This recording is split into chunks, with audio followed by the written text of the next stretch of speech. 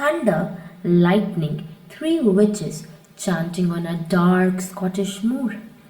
This is how Macbeth, one of Shakespeare's shortest and most thrilling tragedies, begins. In today's class, we will understand the story, main characters, and key scenes of Macbeth. Welcome to Literature Unlocked, and this is Komal Kumari, Assistant Professor, where today we will analyze Macbeth. So whether you are an ICSE student or preparing for your boards or just beginning your journey with Shakespeare, this lecture will help you make the play come alive. About the play is written in 1606 by William Shakespeare. It is based on the real Scottish history from Holinshed's Chronicle and dedicated to King James I, who loved stories about witches. The themes include ambition, guilt, fate, and power. Next, the setting is of medieval period in Scotland, where there is war, castle, moors, and royal court. But beyond king and prophecies, Macbeth is also about a good man who makes one terrible choice and pays for it forever. Moving forward to the detailed summary of Macbeth, the Act 1 is about the prophecy. The play opens with three witches who predict that Macbeth will become Thane of Cawdor and then king. Macbeth and Banquo meet them after their victory in a battle. And soon after the first prophecy comes true, Macbeth is made the Thane of Cawdor. The witches also prophesies about Banquo that he will not become king himself, but he will father children who will become king later on. So, after the first prophecy comes true, he begins to wonder whether he will really become the next king. So, in this dilemma, the Act 2 comes into play, where there is a murder of King Duncan. Now, Lady Macbeth reads Macbeth's letter and understands about the prophecy and that one of the prophecies has come true. So she plans Duncan's murder. She says, "Look like the innocent flower, but be the serpent." Macbeth hesitates, but then Lady Macbeth mocks him and she tells him a coward. She mocks his courage. Now what happens is, there is one of the famous scenes where after the murder of King Duncan, Macbeth hallucinates a dagger. Before moving to that, how King Duncan is murdered. Macbeth and Lady Macbeth calls King Duncan for dinner to their castle, and when he was asleep, they plan the murder. So Macbeth murders King Duncan under the command of Lady Macbeth. Now after this, Macbeth hallucinates a dagger. The dialogue there is this dagger which I see before me, the handle towards my hand. So this dialogue shows the guilt of Macbeth, that he has murdered King Duncan. Macbeth kills Duncan in his sleep. Now both Lady Macbeth and Macbeth are terrified, but they pretend innocence when Duncan's murder is discovered. Act 3 is Banquo's murder. Now what happened is, Banquo realizes it, and he also understands that Banquo will become the king next after, because this was the prophecy that was made. Now King Duncan is murdered, so Macbeth is made the king, and he thinks that the prophecy of Banquo's children becoming king will come true. So he murdered Banquo's with the help of his hired assassins, and he was having a feast. So after becoming a king, Macbeth arranged a feast with other kings and assistant coordinators, whoever works in a castle, whoever holds a position in a castle. So Banquo's ghost appears at that banquet, and Macbeth is terrified a lot. Due to these sequence of events where his guilt is often seen coming up, Macbeth grows paranoid. He again consults the witches. So what happens is, he again consults the witches, and they show him three apparitions. They show him three things. First, he says, "Be aware, Macbeth." Then they say, "None of women born shall harm Macbeth." Means anyone who is born out of a woman will not harm Macbeth. And then The third prophecy which was done, apparition which was shown to Macbeth was, he shall not be defeated until the Birnam Wood moves to Dunsinane Hill. Now there is a castle. So nearby castle there is a forest which is known as Birnam Wood. So he said that he will not be defeated until Birnam Wood moves to Dunsinane Hill. The hill name is Dunsinane.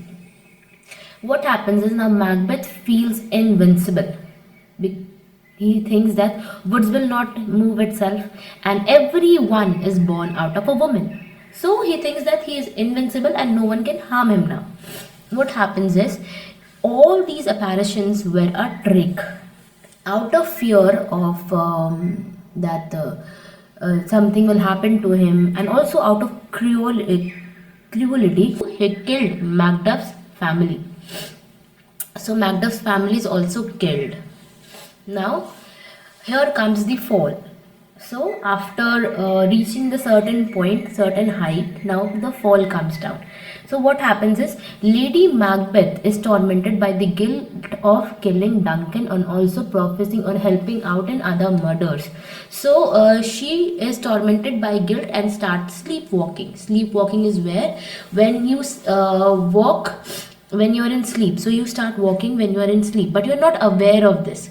So it is all something you are not aware of, and you are walking in your sleep. So in this sleepwalking scene, she is seen coming out of her room and rubbing her hand near a wash basin, trying to remove the bloods of her hand. But there is no blood. All she is doing is hallucinate the blood in her hands and tries to remove that blood. So while she is rubbing her hands, trying to remove the blood, she says, "Oh damned spot, out I say," imagining that the blood on her hands will never wash away. Now this shows the guilt of murder. She thinks that the crime she has committed will never leave her, and she will never be able to get rid of this crime. Now Macbeth also prepares for the battle. Since Macbeth has become king and he has started killing everyone, the other neighbor kings and Macduff and everyone else, they start for a battle. To defeat Macbeth, Macbeth prepares for a battle. The armies, the opposite armies, the army opposite to Macbeth, they camouflage themselves, means they hide themselves from the branches. Okay, the enemy soldiers camouflage themselves with branches of Birnam woods. Got it? Birnam woods. They hide themselves, camouflage themselves with the branches of Birnam woods, and come slowly to Dunsinane. Dunsinane is the hill where Macbeth castle is made of. So they start traveling from Birnam woods with their branches to Dunsinane. Macbeth sees that the woods are moving. He got terrified, but then he thinks everyone is born out of a woman. But in the final fight, he gets to know that Lady Macbeth has died out of guilt, and Macduff kills Macbeth. Macduff tells Macbeth that I was from my mother's womb untimely ripped. Means I came out of my mother's womb but untimely. Means he was born by a C-section and not actually woman born. It was not a normal delivery for Macduff, but he was cut open out of the womb. So he is not actually a woman born. So he is able to kill Macbeth, and Macduff does so. He kills Macbeth. Macbeth dies and the order of the kingdom is restored again. So this is how Macbeth ends at the end. Now the turn is of main characters. Now Macbeth is a brave warrior, and he was very loyal at first. He is the main hero of Macbeth.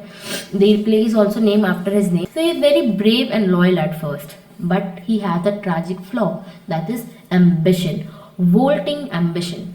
Now he feels guilty of killing Duncan and he cannot stop thinking about it.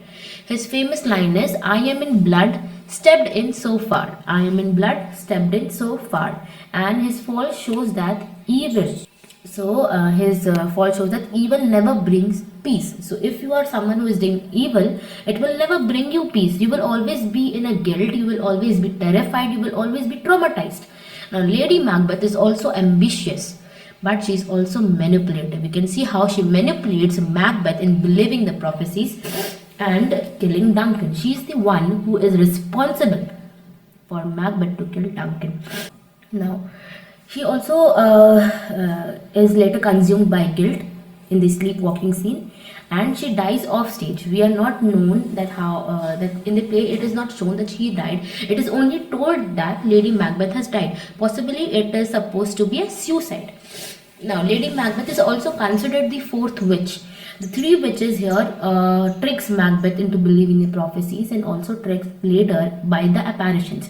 And Lady Macbeth is considered the fourth witch of the novel because she does a similar job. She pushes Macbeth for getting the prophecies come true. Therefore, she is considered the fourth witch. Now, the three witches. The three witches symbolizes temptation and destiny. Now, temptation. Temptation means that you are have a desire to get something for yourself, and the three witches come in the form of temptations or desires of Macbeth. And also destiny. Whatever is fated to happen will happen. They usually chanted in the beginning. They started with fair is foul and foul is fair. They represent chaos and moral confusion of the story, of the play. Banquo. Banquo is Macbeth's loyal friend and he is later murdered. His ghosts remind Macbeth of his crime. Now, Banquo was a loyal friend to Macbeth who is later murdered by Macbeth only. But his ghost, Banquo's ghost, comes as a reminder to Macbeth that you have committed a crime, a grave crime. Macduff. Macduff represents justice and loyalty. He restored the order in the kingdom. He is the one who brings justice. So he is the symbol of justice and loyalty because he is loyal to king. He kings Macbeth and restores order. Duncan. Duncan is a good noble king and his murder marks the world moral collapse. What happens is as Duncan is murdered, his murder marks that the world's moral order is collapsing. Evil is coming to rise.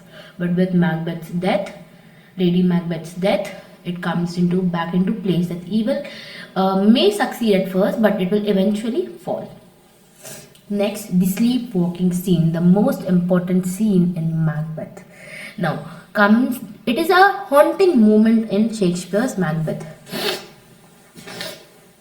Lady Macbeth, who is once very fierce and fearless, now walks in her sleep, trying to wash the imaginary blood off her hands. So what happens is, Lady Macbeth, who is very brave in the beginning, very manipulative, ambitious, now is walking in her sleep and is washing out the blood which is not even present in her hand. She's imagining it. She says, "Out, damn spot, out, I say. All the perfumes of Arabia will not sweeten this little hands," which means even if all the good smell, all the perfumes are put on this hand, the smell of this blood, the smell of this crime will never lessen. So this is the guilt. She says, whatever happens, I will never forget this guilt, this crime I have committed. She's so engrossed in her own guilt. It means that her guilt has become madness. The spot of blood is a symbol of her conscience. It contrasts with Act 2 when she said, "A little water clears us of this deed." Now, before she murders, when she murders Duncan, she says, "A little water clears us of this deed." Now, with the help of little water, we can clear our deeds. Now, here she's trying to wash off the blood, imaginary blood, but it's not coming off.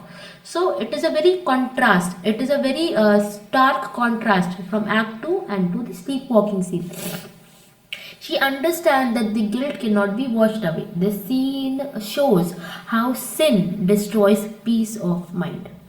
Next part is key themes of the key themes of the play Macbeth.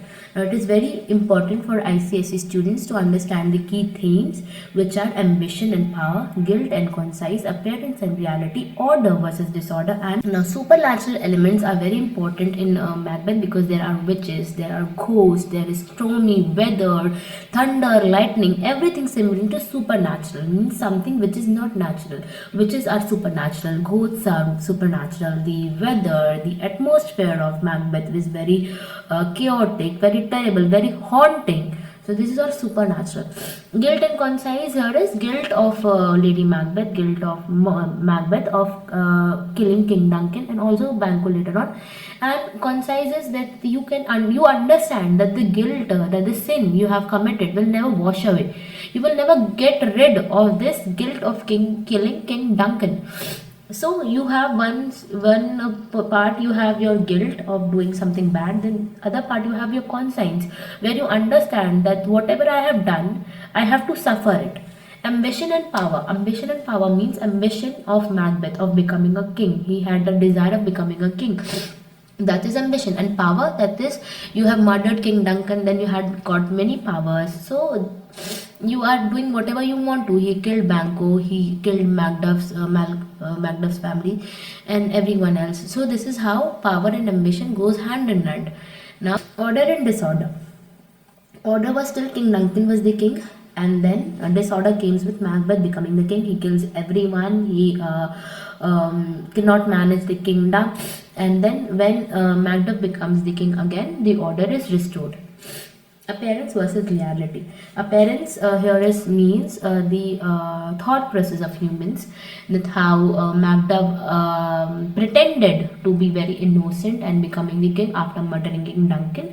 The line of a little water clears us of all deeds. It is appearance. It is a partial framework, a partial mirror, something you are trying to show to people, but the reality is contrasting. It's totally different. The reality is that you are consumed by guilt of killing someone innocent, so which is visible in sleepwalking scene, which is visible in hallucination of Dagger, and which is also visible in last scene where Macbeth is killed. So these are the key things of the play. Now, important quotes. Now, there are some of the quotes which are very important for the novel. Fair is foul and foul is fair. Is this a dagger which I see before me? Life's but a walking shadow. Macbeth begins with courage and ends with guilt. And fair is foul and foul is fair is one of the most famous dialogues of Macbeth, which appears in scene 1, act 1, where the witches say these lines, that everything which is fair is foul and everything which is foul is fair.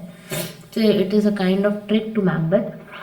Is this a dagger which I see before me is a dialogue where Macbeth hallucinates a dagger in front of him, and the dagger probably which he used to kill Duncan, or which he will be using to kill Duncan. Life's but a walking shadow is a dialogue said by Macbeth. So you can learn more about these quotes and prepare your answers for the same. Next, exam pointers and recap. So the key scenes are the witches' prophecies, Dagger scene, Banquet where Banquo's ghost appear, and the sleepwalking scenes. Or you should connect the themes like ambition leads to guilt, guilt leads to downfall. Okay, so here's a writing tip for your answers. Always connect the themes. Connect ambition with guilt, ambition of Macbeth and Lady Macbeth, to their guilt and to their downfall in your answers. Further, conclusion, coming to the end of the PPT. Macbeth begins with courage and valor of Macbeth, but it ends with his guilt. It teaches us that ambition without morality destroys everything. So if you have ambition, you must have morality. Unless, then it will destroy everything. It will destroy your love, it will destroy your peace, and it will destroy your sanity, as in case of Lady Macbeth and later on Macbeth. We will end this video with a line by Shakespeare. Macbeth, actually by Shakespeare in Macbeth, said by Macbeth.